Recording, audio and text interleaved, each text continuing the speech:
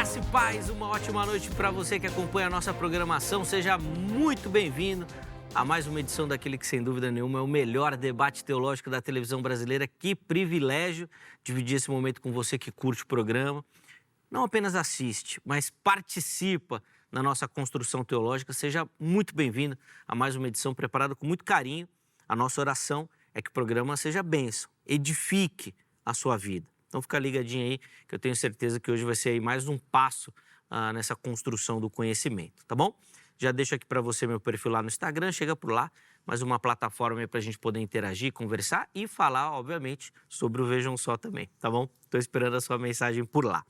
Bom, deixa eu apresentar os meus convidados aqui para a gente ganhar tempo na nossa conversa de hoje. É com muita alegria que nós recebemos novamente aqui nos nossos estúdios o pastor Jamierson Oliveira, ele que é lá do Seminário Batista Livre. Graça e paz, meu irmão, uma ótima noite. Seja muito bem-vindo novamente ao Vejam Só. Zeca, para mim é uma alegria voltar, né, depois de algum tempo ausente aqui da maior arena teológica do Brasil. Amém.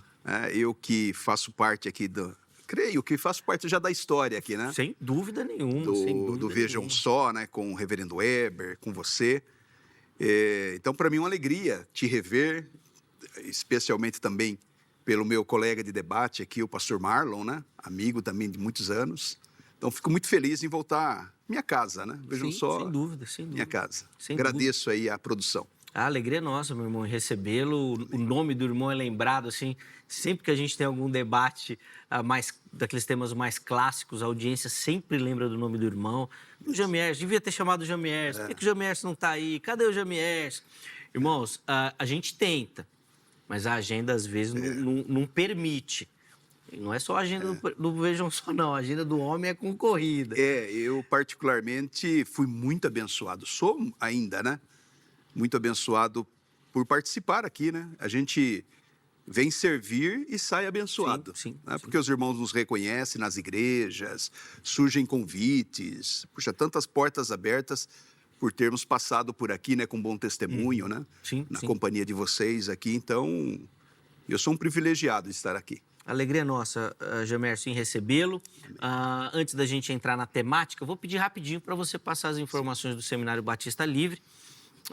Motivo, inclusive, da sua ausência também, do muito trabalho lá no seminário. Correto. Rapidinho, quem quer estudar teologia, quem quer conhecer o seminário, como é que faz? Eu estou feliz também, em particular, porque aqui estão dois professores do SBL, né? O Zeca tem sido um dos nossos professores, o Marlon também, né? Aquilo que a gente chama de corpo docente, são quase 70 professores e muitos colegas que passam aqui pelo Vejam Só, vocês vão encontrar em sala de aula. Gente, o estudo teológico, há muito tempo, passou a ser uma obrigação, né? Não só uma necessidade, mas uma obrigação, especialmente para quem está na liderança da igreja, exercendo algum tipo de ministério, do ensino, liderança de jovens, homens, mulheres, pastores. E aqui está uma excelente opção, né? O Seminário Batista Livre tem cumprido o seu papel. O nosso slogan esse ano é: se Deus te chamou, nós te preparamos.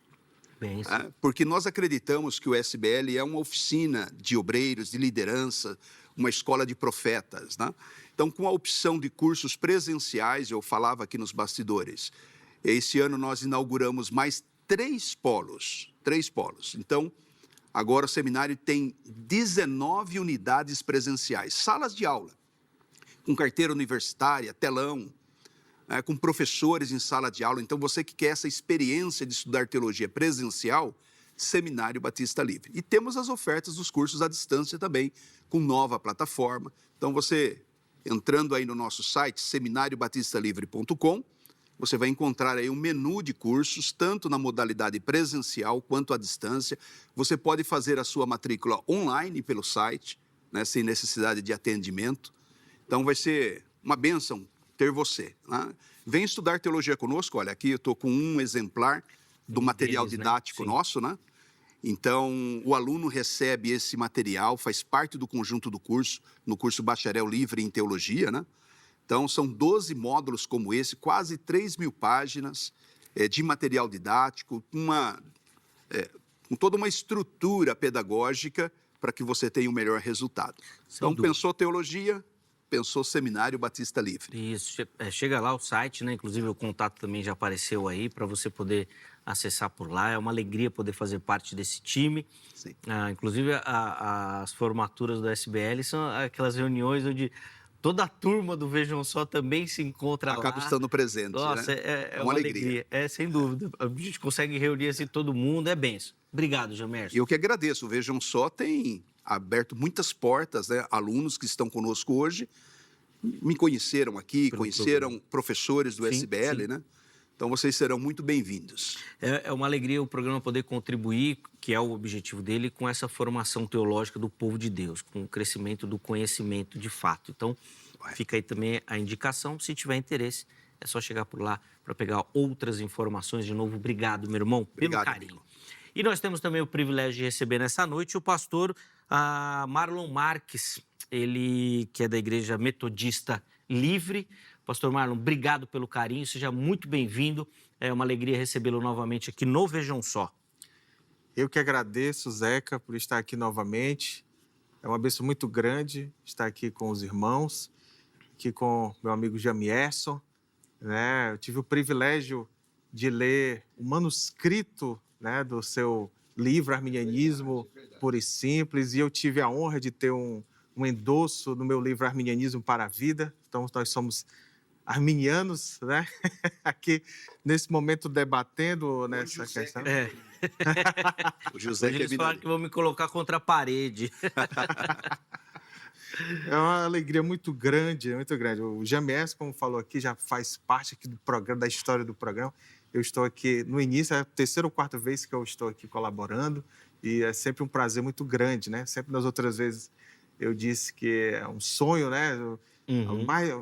Desde 2002, quando eu me converti, que eu assisto o Vejam Só, né? Então, eu sempre imaginei, um dia estar lá, então é um privilégio. Que bênção, mano. Grande estar aqui, né? E é isso aí, vamos aqui colaborando, né? Sim. Com esse tema que é muito pertinente sobre Romanos 7, e espero contribuir da melhor forma possível. Sem dúvida. Antes da gente entrar na pergunta, duas informações. Primeiro, da igreja, por favor. Eu sou pastor da Igreja Metodista Livre, faço parte da equipe pastoral da Igreja Metodista Livre em Vila Moraes, na zona sul de São Paulo. E também atuo como diretor adjunto do Seminário Bíblico Wesleyano, que é um seminário da Igreja Metodista Livre. Penso. E também, Marlon, o irmão trouxe aqui pra gente, esse material aqui que nós vamos mostrar, a teologia de John Wesley. Tá aí, O que o nosso telespectador vai encontrar aqui? Por favor. Nesse livro, publicado pela Palavra Fiel, eu abordo a teologia de Wesley no primeiro capítulo, né? Principalmente a teologia na parte soteriológica, né? Dos 5 pontos do arminianismo. No segundo capítulo, sobre a graça, né, preveniente, a graça santificadora, a característica wesleyana, uma das outras características. O tema de hoje é uma das características da teologia wesleyana, né? E nesse livro, no segundo capítulo, é uma outra característica que eu abordo, que é a da perfeição cristã. Isso. Né? Que eu também já debati sobre esse tema aqui, eu acredito, né? Nas outras vezes que eu venho aqui, em uma delas. E no último capítulo, sobre a questão da teologia social de Wesley, né? Porque Wesley, até a gente estava comentando antes aqui, ele é muito conhecido mais na questão avivalista, né? Mas ele foi um grande reformador social. E no último capítulo eu abordo sobre isso. Boa. Está aqui então o material. Você que tiver interesse, o contato disponibilizado pelo pastor Marlon já apareceu aí. Manda mensagem por lá para você ter acesso. Um material muito bonito, uma editoração bem bacana. E eu tenho certeza que o conteúdo também não fica atrás. De novo, obrigado, viu, Marlon, pelo carinho, pela presença. Tenho certeza que vai ser bênção a nossa conversa aqui. E já vamos, então, aproveitar para entrar no nosso debate. O tema já aparece aí para você. E o que a gente quer saber é, na batalha famosa lá de Romanos 7, o miserável homem, Paulo está falando de quem? Ou descreve a batalha de quem? Do crente ou do descrente? Os convidados vão responder, indicando o caminho que eles vão seguir. Na sequência, você começa a participar respondendo a nossa enquete. Jamier, seu irmão vai ter o privilégio de começar. de quem Paulo está falando ali em Romanos 7?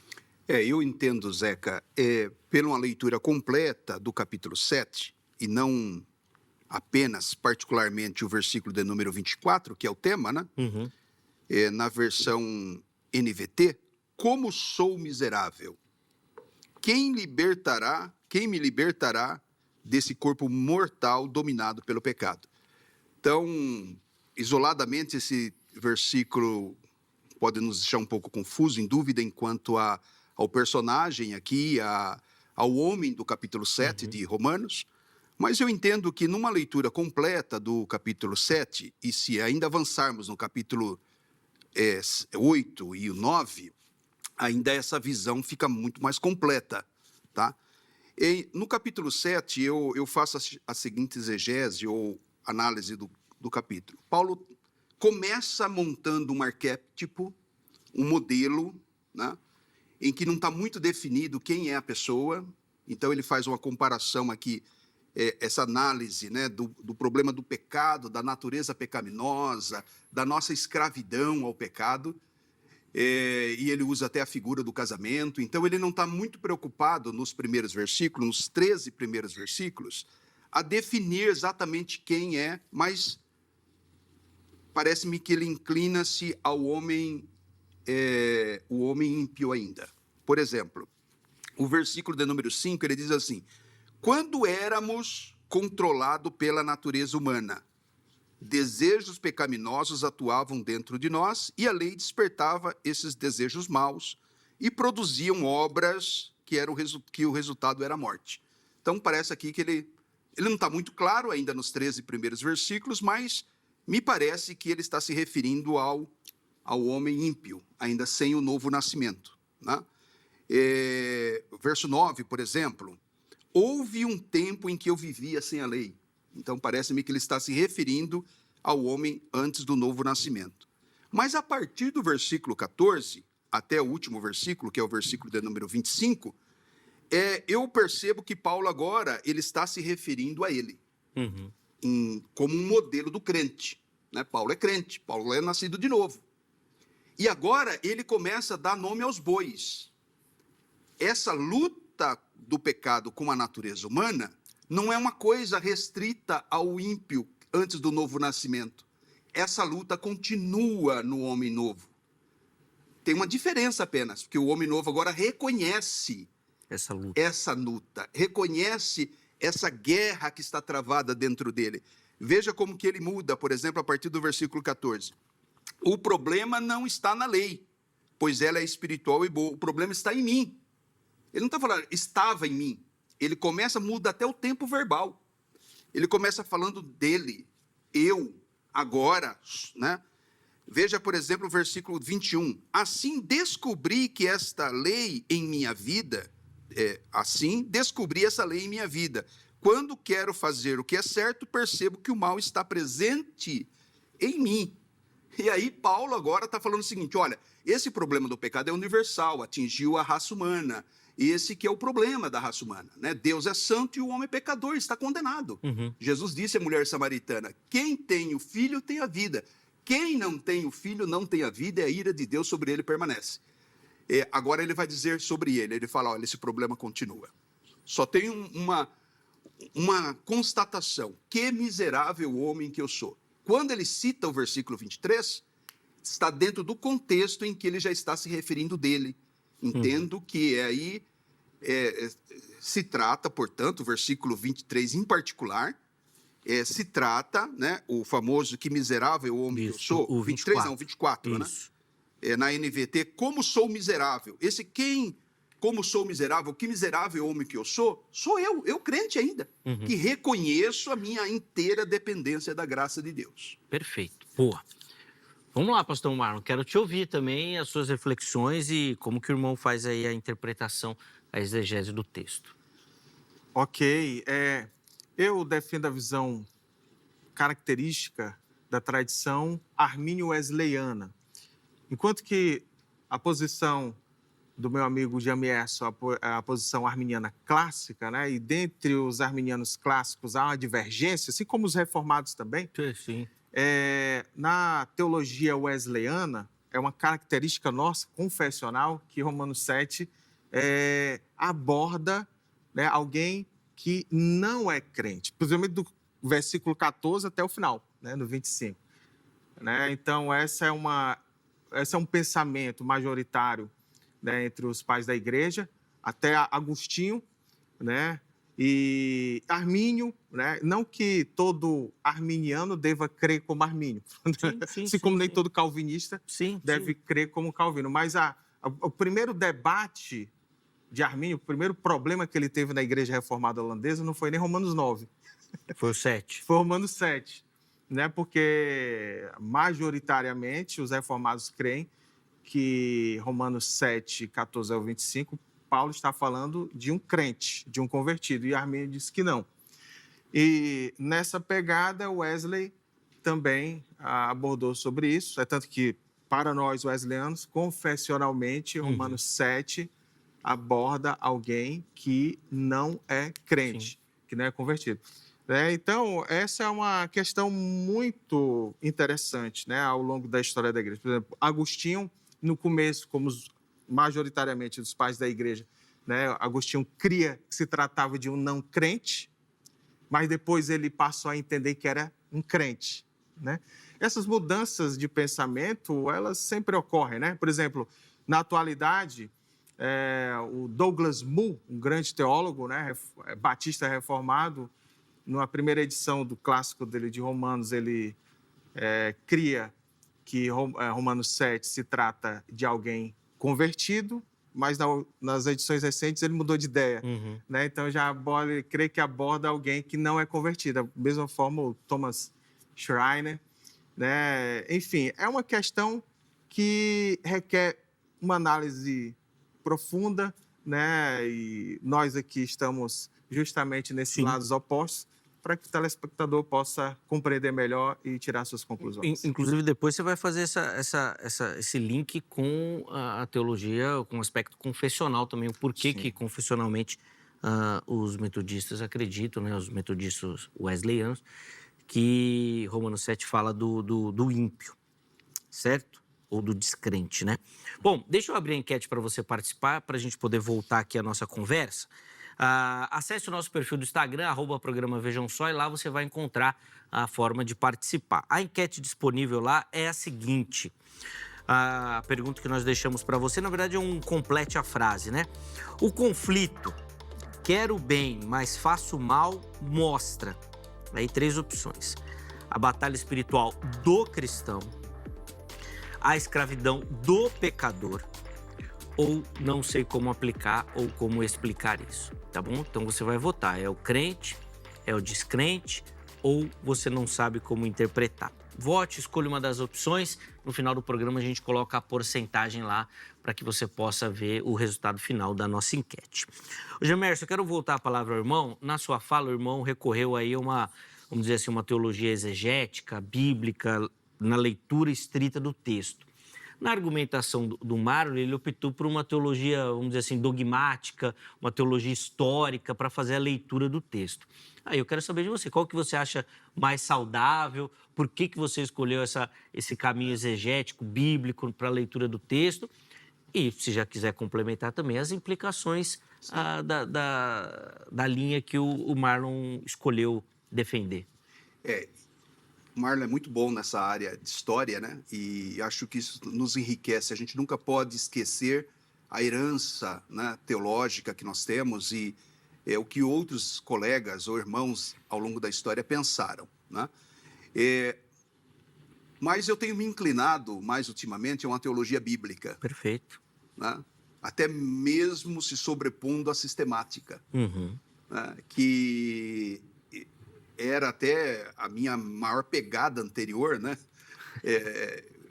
Eu bebia muito de teologia sistemática e isso me ajudou muito. Sim. Dogmaticamente, eu acho que a gente precisa disso, né? Colocar alguns pingos nos is. Mas tentando um pouco soltar essas amarras da sistemática, né? Olhando para o texto bíblico, eu acho que deixar o texto falar por si só, né? Então, assim, como eu disse, veja, por exemplo, o versículo de número 22. tá? O versículo número 22. Amo a lei de Deus de todo o coração. Como é que a gente faz com uma exclamação como essa, se não é um crente? Como é que a gente faz com o versículo 19? Quero fazer o bem. Então, assim, o ímpio não regenerado ama a lei de Deus? O ímpio não regenerado quer fazer o bem? Verso 25. O ímpio não regenerado, na mente dele, ele quer obedecer à lei de Deus? Eu entendo que não. Então, por isso que é importante a gente olhar a perícope, ou esse trecho, o capítulo, todo mundo sabe que a Bíblia não estava dividida em capítulos nem versículos, né? Sim. Mas tomando aqui esse trecho da narrativa de Paulo, tá? Como eu disse, o capítulo 8 vai ficar muito mais forte ainda a questão do justo aí. Porque ele começa com um cenário muito negativo, os 13 primeiros versículos, parece que está tudo perdido, parece que não tem salvação. E aí, quando ele começa a falar do crente, a situação também é grave. Parece que não mudou muita coisa. Fica muito claro assim, do 1 ao 13, o pecador ali não tem consciência do pecado. Ele peca mesmo com prazer, ele peca mesmo assim, descrachadamente. E é isso que a gente vê na rua. O homem que não tem conhecimento da lei de Deus, que não foi regenerado, ele peca gostoso mesmo. Agora, o crente, a partir do versículo 14, ele tem o problema do pecado do ímpio. A minha natureza é a natureza do ímpio lá fora. Mas a consciência... Mas agora, eu estou revestido da nova natureza. Ele fala assim, o homem interior. Que homem interior é esse que ama a lei de Deus, que quer fazer o bem? É a nova natureza que eu tenho em Cristo. E que agora se degladeia contra a natureza pecaminosa. É o Isaías do capítulo 6. Eu vi o Senhor. Ai de mim que vou perecendo. É o João de Apocalipse que cai como morto na presença de Deus. Então é o Paulo aqui, nascido de novo, com toda a consciência de que ele está em Cristo e é nova criatura, mas ele sabe que reside nele a força do pecado, até que ele seja, de fato, liberto do pecado. Boa. Vamos lá, Marlon, quero te ouvir também, e agora explorando um pouco mais aí o porquê que o irmão entende que aqui Paulo está falando do descrente. Maravilha, maravilha. A posição que eu defendo, né, que é confessionalmente wesleyana, né, até que você abordou o porquê disso, né, porque John Wesley, que é o fundador do metodismo, né, então ele teve esse pensamento, e os teólogos wesleyanos também corroboram com isso, né, então historicamente os teólogos wesleyanos têm debatido, né, a favor, né, dessa posição de que Romanos 7 aborda um não convertido. Então, por isso que, confessionalmente, né, todo pastor wesleyano tem que se inclinar nessa defesa, né? Então, com relação ao que o meu amigo Jamerson abordou, particularmente entendo que Paulo não está falando de um crente, justamente porque, como ele aborda aqui que ele é carnal, né, aqui no versículo 14, né, particularmente entendo que, por exemplo, no Romanos 6, no versículo 4, Paulo diz que fomos sepultados com ele da morte pelo batismo, né, para que, como Cristo foi ressuscitado dentre os mortos, pela glória, assim também nós andemos em novidade de vida, né? Então, no capítulo 6, Paulo, ele é bem claro quando ele diz que o pecado não tem domínio sobre nós, no versículo 14, 6:14, pois vocês não estão debaixo da lei, e sim da graça, né? Então, sempre ele aborda na fase anterior, assim, no passado, tendo sido escravos do pecado, no versículo 17. No versículo 18, uma vez libertos do pecado. No versículo 19, para que fôssemos escravos da impureza e da maldade, antes, quando nós oferecíamos nossos membros. E no versículo 20, vocês eram escravos do pecado.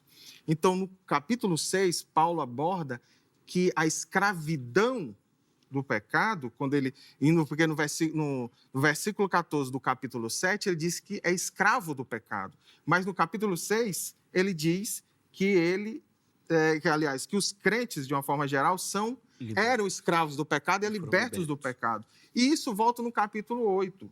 No capítulo 8, Paulo também aborda isso, já no versículo 2. Porque a lei do Espírito da vida em Cristo Jesus livrou você da lei do pecado e da morte. E no versículo 15, vocês não receberam espírito de escravidão.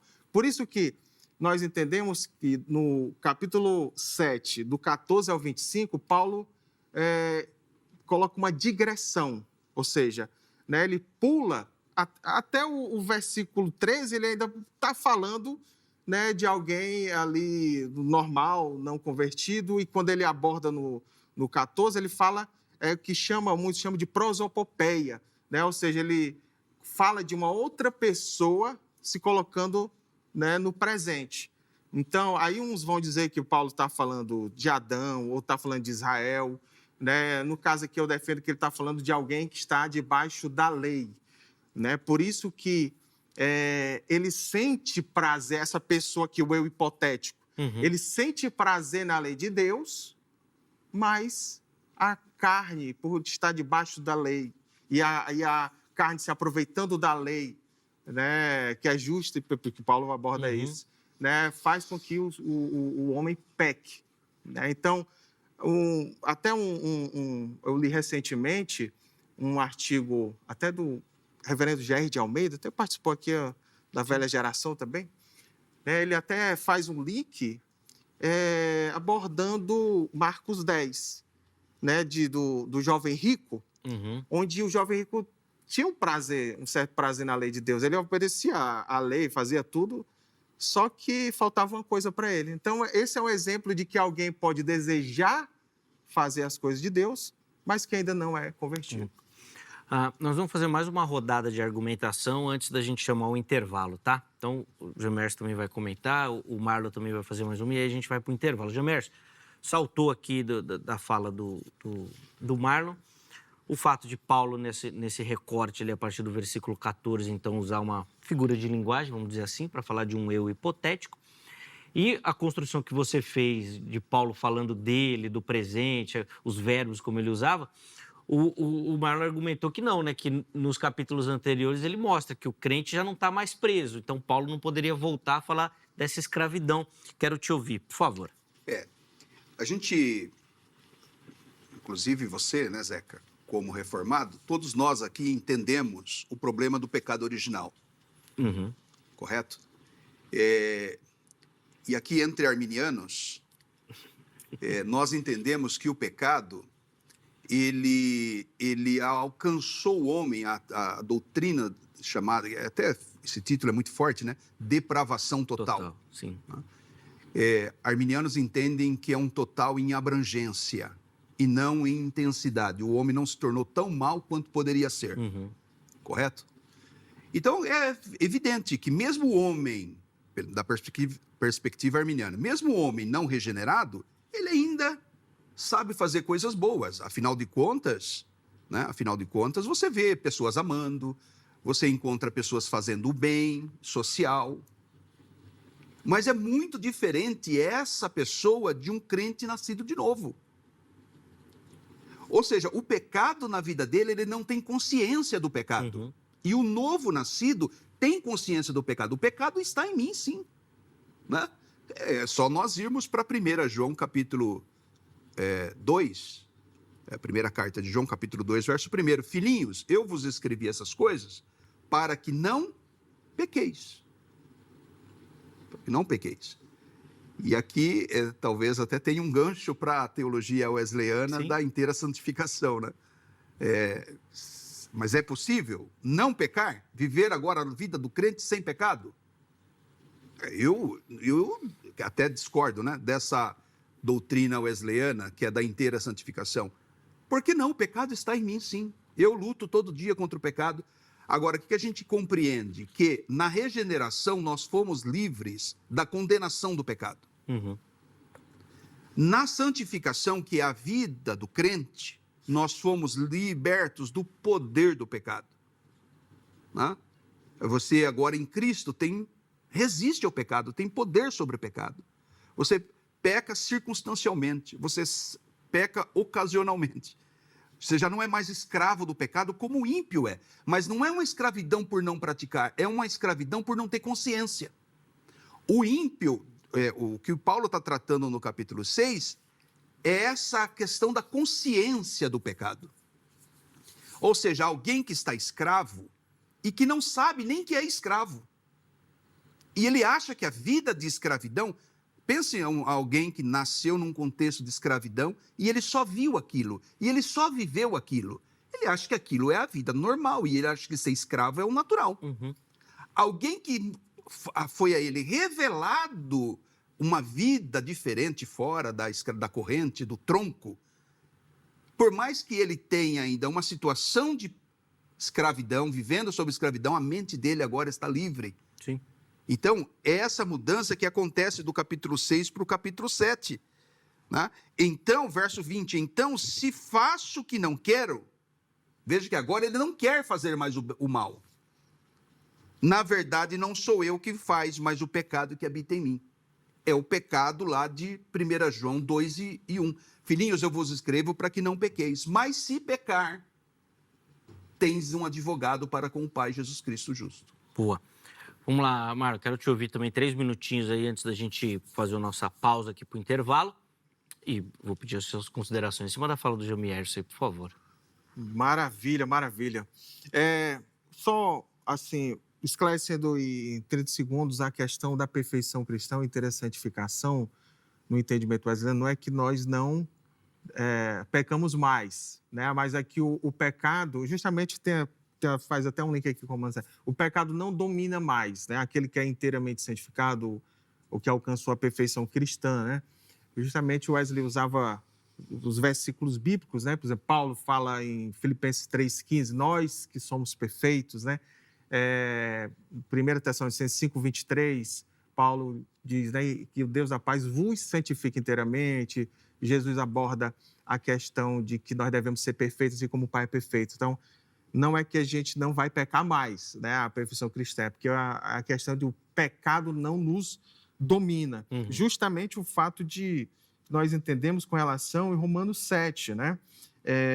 Justamente por essa questão de Paulo abordar no capítulo 6 e no capítulo 8, que nós não somos mais escravos do pecado, que ele não se contradiz em Romanos 7, porque ele não está falando dele. Porque se ele está falando dele em Romanos 7, ou de alguém convertido, aparentemente ele iria entrar em contradição, né? Porque ele diz que nós já fomos livres da lei, nós já somos livres no Espírito Santo, né? No capítulo 8 ele diz, porque porque a lei do Espírito da vida em Cristo Jesus livrou você da lei do pecado, sendo que em Romanos 7,14 diz que ele é escravo do pecado.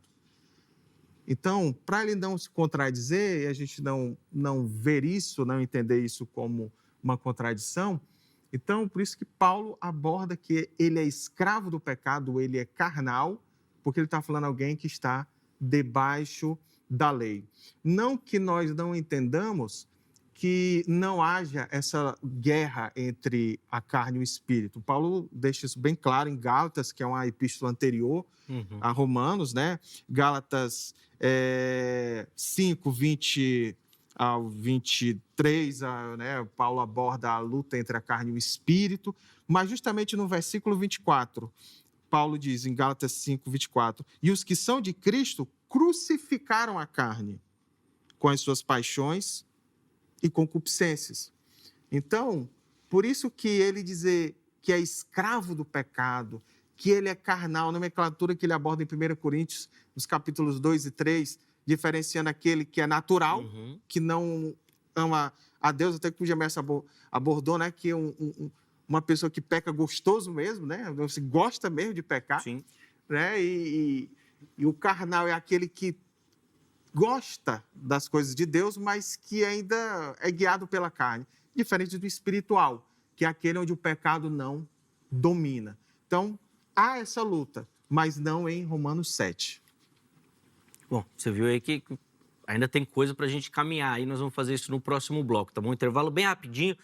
Antes do intervalo, já deixo aqui para você o telefone da Agrade, que é parceira do Vejam Só, Academia Teológica da Graça de Deus, código 11 3115 0819. 3115 0819 é o telefone da Agrade. Anota aí, tira um print, uma foto aí da sua tela para amanhã você ligar lá na Agrade, tirar todas as suas dúvidas. Quem sabe se tornar o próximo aluno também da Agrade, tá bom? Além disso, redes sociais da HIT aqui, para você conhecer toda a nossa programação, nosso conteúdo, tudo aquilo que a gente prepara com muito carinho, pensando em edificar, em oferecer um conteúdo de qualidade para você e para toda a sua família. Intervalo rápido, Vejam Só vai. Na sequência, nós já estaremos de volta.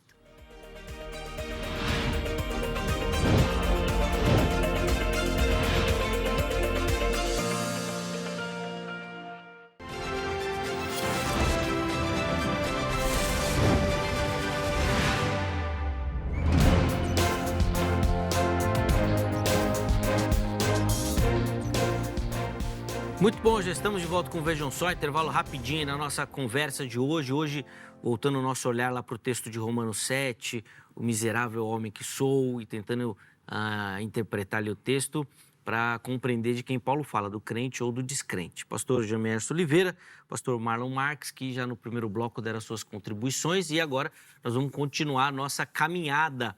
Eu vou devolver aqui a palavra ao pastor Jamerson para iniciar o bloco. Na última fala, o pastor Marlon falou até, Jamerson, que a batalha que o irmão insiste em colocar aqui em Romanos 7 existe na Bíblia, mas não nesse trecho. Em outros lugares o irmão pode encontrar, aqui não encontra não. Vamos lá. É por isso o debate, né? E assim, não é uma questão essencial da fé, né? Então a gente está bastante à vontade aqui. Eu disse que na regeneração nós somos livres da condenação do pecado. Na santificação, nós somos livres do poder do pecado. E na glorificação, quando estivermos no corpo glorificado, nós seremos livres da presença do pecado. Correto? Uhum.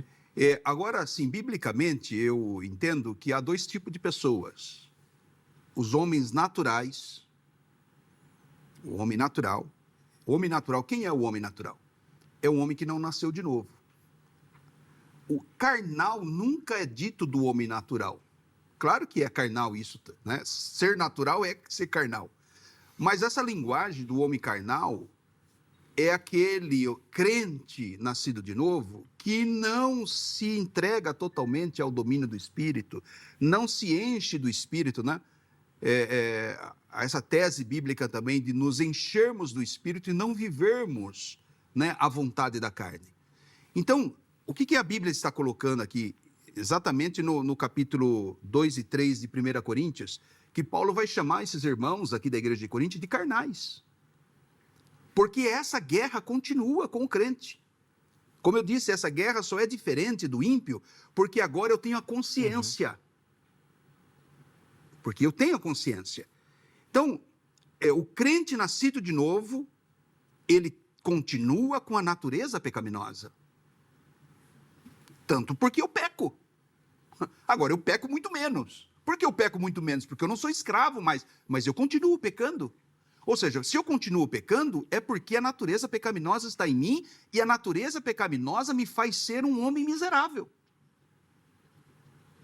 Não faz sentido você já não ser mais escravo do pecado, não ter... Né? Não é isso que o Marlon está afirmando, que a gente não tem a natureza pecaminosa. Correto? Porque conheço a teologia do Marlon e ele reconhece essa dualidade dentro de nós. Mas aqui, o que Paulo está falando é sobre a presença do pecado que está em nós ainda. E isso nos torna miseráveis, né? É aquela pessoa que se aproxima da luz. Quanto mais em trevas eu estou, menos eu vejo meus defeitos. O homem ímpio não reconhece isso. O homem ímpio não se considera miserável. Não, ele se considera ótimo. Eu sou o cara. Você entendeu? Uhum. Eu sou o cara. Eu vivo sem Deus. Quem é o Senhor? Não preciso de nada. A linguagem do homem natural é essa. Quando você se expressa indigno diante de Deus, como Isaías que eu citei, né? Eu vi o Senhor. Quando você chega num lugar iluminado, como nós estamos aqui agora, estou preocupado com o meu cabelo, pouco já, né? com a minha roupa, se está bem minha postura, porque agora eu estou diante de câmeras, eu estou diante da luz. Isaías falou, eu vi o Senhor, e eu vou perecer, porque eu sou impuro, e moro no meio de um povo de impuros lábios. Nós continuamos pecadores. E isso é o motivo que Paulo aqui rasga, né? Dizendo, que miserável homem que eu sou. E aí tem uma perguntinha final aqui. Vamos lá. Né? Se o homem do versículo 24 não é um crente, né? Segundo a tese do Marlow, né? O Romanos 7, versículo 24, né? Isso. Se ele não é um crente, quem é a pessoa do versículo 25? Que dá graças a Deus. Vamos lá, Marlon. Tá aí Boa. contigo a resposta. Maravilha.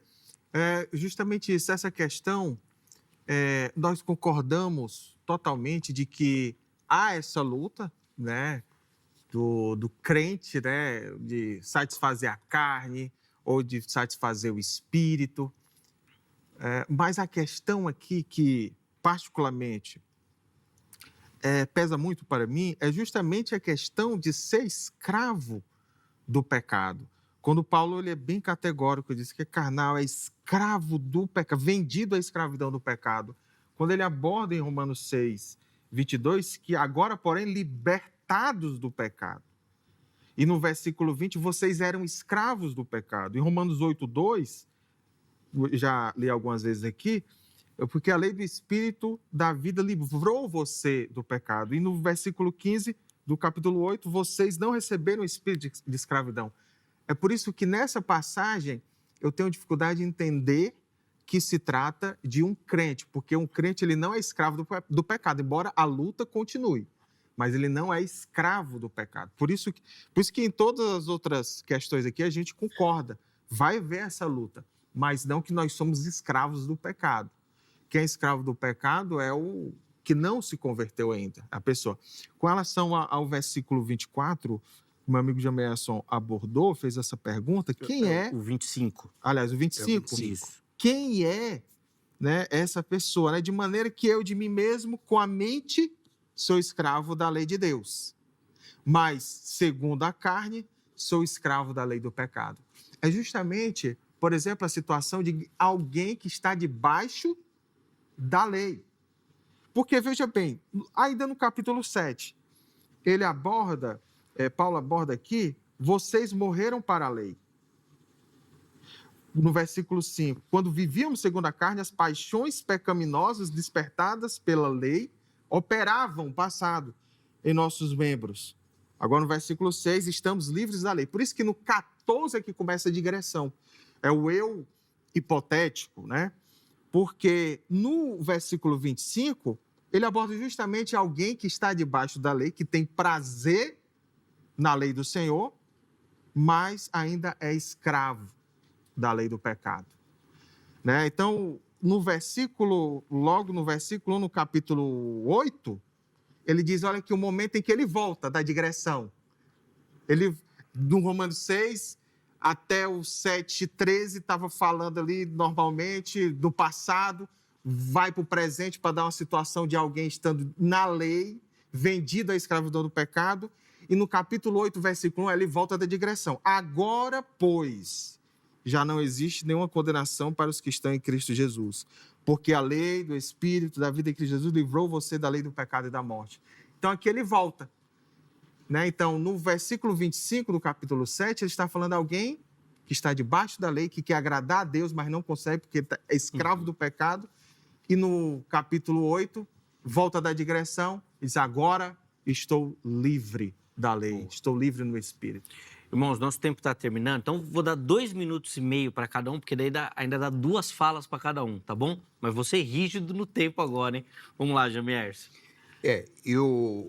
O cenário vem se desenrolando muito, muito negativo, né? Capítulo 7 em particular, e Paulo vai desenvolvendo essa ideia, mostrando a escravidão do pecado, mostrando como a importância da lei, a lei não é... Está uma placa lá, curva acentuada à direita, ok? Você está a 120 por hora. Meu amigo, a placa não está ali para matar você não, mas ignore a placa para você ver. né? O problema está em você, na sua alta velocidade Sim. de infração. Se você não diminuir, não virar à direita, você vai se estatelar ali nessa e nem curva. a curva, né? A curva não mata ninguém, né? Não, a curva não. É você que se mata. Exatamente. Então, mas não é desse homem que o Paulo está falando Perfeito. mais. Paulo está falando agora de um crente que tenha consciência, por isso, né? A minha tese, como de outros colegas, entende que aqui o versículo 24 é um crente pensando sobre a sua natureza pecaminosa, que todos nós aqui conhecemos bem. Sim. Né? Nem com a teologia da inteira santificação, o wesleyano é capaz de afirmar que não peca, né? Como disse o Marlon. Porque nós estamos aqui plenamente conscientes da nossa natureza pecaminosa. Então, o versículo 25 é o mesmo crente do versículo 24, que ele reconhece a sua miséria em si mesmo, né? De si próprio, ele não pode fazer nada para mudar, ele não pode fazer nada para se justificar. Ele é pecador quanto o ímpio não regenerado. A questão que agora ele tem o prazer na lei do Senhor, ele depende de Deus, que é o seu Salvador. Então ele diz assim, graças a Deus, por Jesus Cristo nosso Senhor, de maneira que eu, de mim mesmo, com a mente, sou escravo da lei de Deus, ou seja, não é escravo do pecado na mente, mas segundo a carne, que é a natureza pecaminosa, sou escravo. Ele acaba afirmando, né? Parece até contraditório, mas não é. E aí ele vai fechar com o versículo 1 do capítulo 8. Mas agora, né, já nenhuma condenação há para os que estão em Cristo Jesus. Embora tenha a natureza pecaminosa, tenha essa dependência do pecado, a prática do pecado, mas por estar em Cristo, ou seja, liberto na minha mente, liberto pelos méritos de Cristo, então eu tenho salvação, eu tenho vitória. Vamos lá, Marlon. Penúltima fala para as suas considerações, por favor. Maravilha, maravilha. Então, a questão, como já pontuei, é que nós concordamos sempre aqui que há essa luta. A única diferença é de Romanos 7 e Gálatas 5. Gálatas 5 todos nós concordamos. Há essa luta.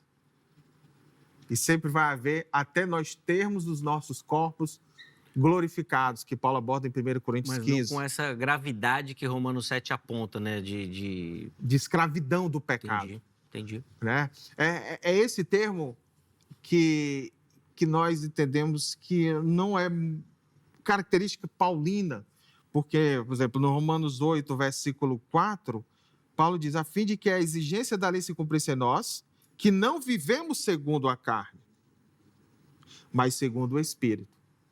Então, se Paulo diz que nós não vivemos segundo a carne, é porque nós não somos escravos da carne.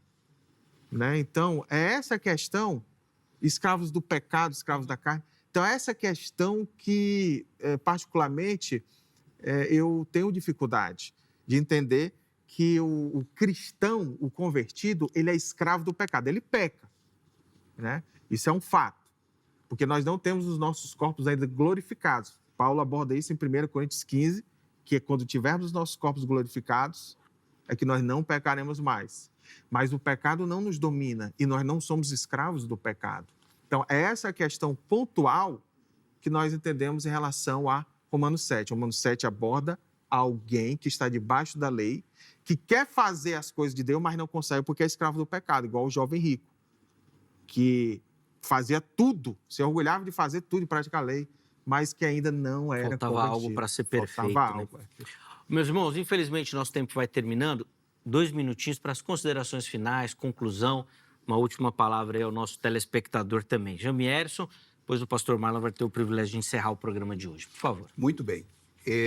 De fato, né, um crente regenerado, ele foi livre da condenação do pecado.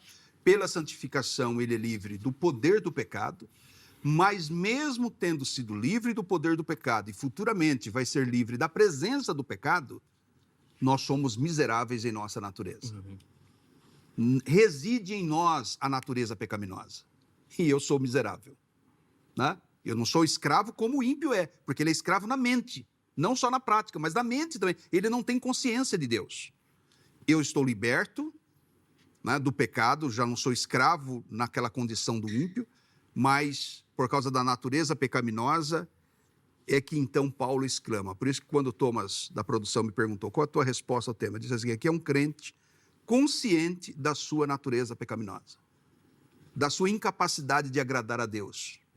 E é um crente. Qualquer um de nós aqui, né, com nossos altos e baixos, né, sabemos desse poder do pecado ainda em nós, né, essa inclinação nossa. Então, assim, o homem de Romanos 7, 24, para mim, continuo pensando que é um crente, né, que sabe dessa luta interior. Ele não é mais escravo na mente do pecado, né, porque ele tem uma nova natureza, ele teve a sua mente renovada em Cristo, mas ele peca todo dia, mesmo agora, mesmo não querendo, ele vai lá e peca. Só que, puxa, o ímpio não tem isso, porque ele não tem agora a mente de Cristo. Sim. Gemerson, obrigado, meu irmão, pelo carinho. Privilégio recebê-lo, ouvi-lo aqui também. Amém. E eu sei que você nunca imaginou ouvir isso, mas eu vou falar baixinho aqui. Eu concordo contigo hoje. Olha aí, 2-1 então, né? Marlon. Obrigado. Sempre o placarzinho é legal, né? Tá vendo como a nossa carne é terrível? Eu tô aqui, né? Poxa, ganhei 2 contra o Marlon aqui, ó. É um miserável homem que eu sou, né? Tá vendo? Boa. Aí, ó. Na prática. Na prática. Boa, foi bom mesmo. Ô, Marlon, rapidinho, 2 minutinhos também para o irmão fazer as considerações finais e a última palavra ao nosso telespectador, por favor. Zeca, de antemão agradeço o convite de estar aqui. A alegria é nossa, né? meu A irmão. alegria é estar aqui com você, com meu amigo Jamierson. É um prazer imenso, né? Um debate proveitoso. Sem dúvida. E amigável. Muito bom, gostei demais. Mas você, como um presbiteriano, recomendo o artigo do reverendo Jair de Almeida. De Almeida, bom, frequenta, já foi mais assíduo aqui ao programa, né? Um ótimo professor de grego. Sim, sim. Muito bom, muito bom. E esse artigo dele, que ele aborda Romanos 7 como um não convertido, né? É bem elucidativo, né? E, então, essa questão de Romanos 7, ela é um debate muito proveitoso, né? Para que a gente aborde justamente essa questão do quão sério é o pecado, né? O pecado é sério, né? A única divergência aqui é só a questão da nomenclatura da escravidão do pecado, né? Porque, como eu disse, nós de tradição wesleyana, eu falo como um pastor wesleyano, nós não entendemos que nós somos escravos do pecado. Nós pecamos, né? Mas que nós não somos vendidos ao escravo, como Paulo aborda em Romanos 7,14. Né? Há essa luta e sempre vai haver, das obras da carne e o fruto do Espírito, mas que nós vamos perder batalhas, mas nós não vamos perder a guerra e nem vamos ser dominados pelo pecado. Vamos pecar, isso é certo, mas que o pecado não nos domina e nós não somos escravos do pecado. Então, só essa questão que difere, né, nas posições, né, entre mim e o meu amigo Jamierson. Pastor Marlon, obrigado, meu irmão, pelo carinho. Privilégio poder ouvi-lo, aprender contigo. Tenho certeza que quem está em casa também aprendeu, foi edificado, foi bênção. Obrigado pelas reflexões que o irmão trouxe. Deus continue abençoando sua vida e ministério. O contato dos nossos irmãos, nós vamos deixar disponível no nosso perfil oficial do Instagram, o @programa Vejam Só, chega por lá para você acessar, tá bom? Rapidinho, antes da gente ir embora, vamos colocar o resultado da nossa enquete aí. E lá no nosso Instagram nós perguntamos para você. O conflito, quero o bem, mas faço o mal, mostra. Vamos ver como é que ficaram as parciais? 70% dos nossos internautas disseram que essa é a batalha do cristão, ou seja, do convertido. 28% falando que é do pecador. E 2% não souberam explicar. Espero que o programa tenha ajudado esses 2% que ficaram aí na dúvida ainda, tá bom? Muito obrigado a todo mundo que votou, que participou. A edição de hoje fica por aqui, mas amanhã, se Deus permitir, nós estaremos de volta com mais um Vejam Só. Forte abraço e até a próxima.